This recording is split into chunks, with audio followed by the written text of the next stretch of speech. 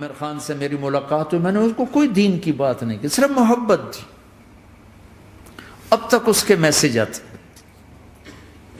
کہ میں زندگی میں کسی سے متاثر نہیں ہوا، تم پہلے آدمی ہو جس سے میں متاثر ہوں. میں نے کوئی جادو کیا، صرف محبت. لوگوں کو محبت دو، قریب ہوں گے.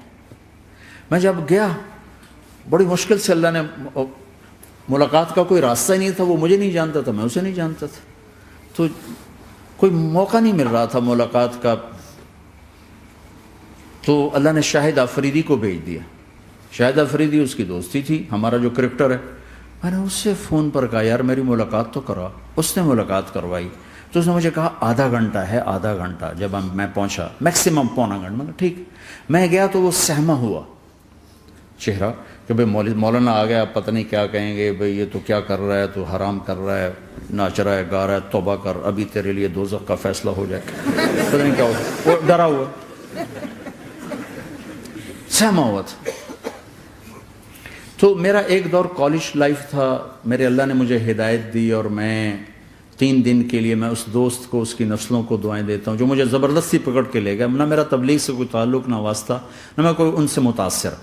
ایک لڑکا تھا، بنگالی تھا، گشت کرتا تھا، لیکن میں اس سے ذرا متاثر نہیں ہوا. میرا دوست متاثر ہو گیا تھا، تو میں تو ان کے قریب سے نہیں گزرتا تھا.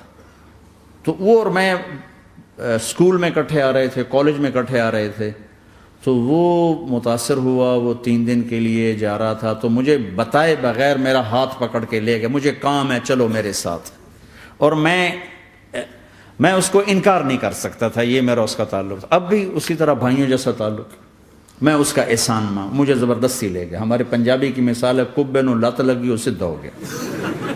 وہ جو ہوتا ہے ہنچ بیک ہوتا ہے نا، اس کو کسی نے لات ماری تو وہ سیدھا ہو گیا. مہربانی بھائی تیری لات سے میں سیدھا ہو گیا. تو مجھے تو وہ کبے والی لت پہ گئی.